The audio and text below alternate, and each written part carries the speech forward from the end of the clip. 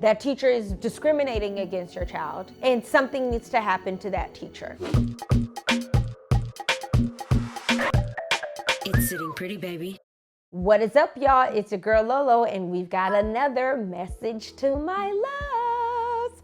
Okay, this one comes from Leah Cloud _.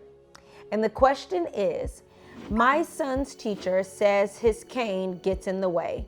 He's blind. How would you react? Thank you, Leah. I am not a parent. In my best judgment, I would think that you can handle this in multiple ways. I think first and foremost that if your son's teacher is complaining, that occurrence needs to, one, be documented on paper, so your son and you know the date and time that this happens, and you need to take it immediately to the principal of that school. Now, if the principal of that school isn't doing their due diligence, either educating that teacher, making sure that teacher issues an official apology, or reprimands that teacher in any way, and they're kind of like, oh, well, take it up to the head of the district or the superintendent or whatever the name of that person is. Take it up as high as you can go. And if you're still not getting the justice that you deserve for your child, then take it up with the city. And do not stop the fight until something either happens to that teacher or there is something that is in play that allows for your child to be able to have an equal and fair experience within the classroom at that particular school. Whatever reason that's taking too long and this teacher's still being an asshole, you go up into that classroom and you sit in that classroom and you observe how the other kids are treating your child, and you observe how that teacher is treating your child, and you really see if that cane is quote unquote in the way. Come on. Now let's say the cane is not in the way.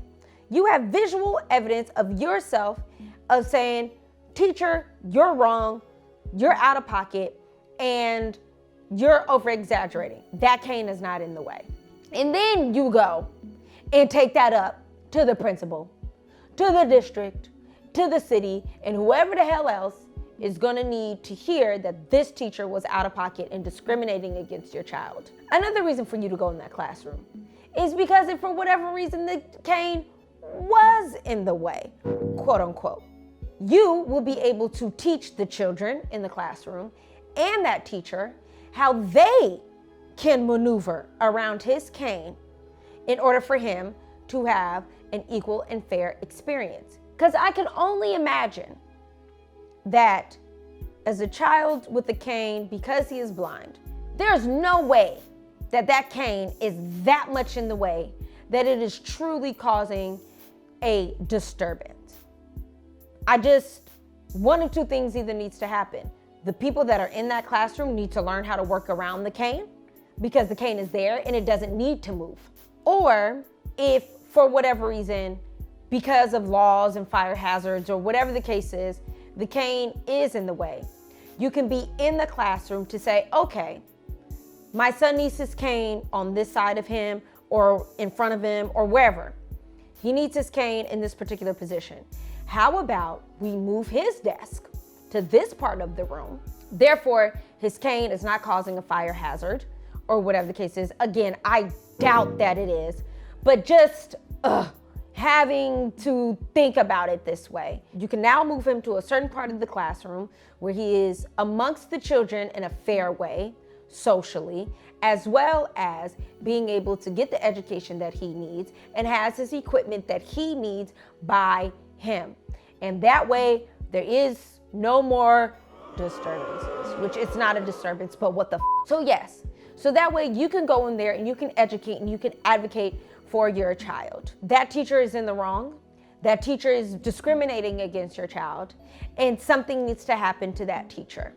There needs to be some level of consequence to that teacher, because not only are they being discriminatory, they're not even trying to come up with a resolution. They're not saying, hey, Mrs. Cloud, we love your son and him being able to participate in the class. However, his cane is causing a fire hazard.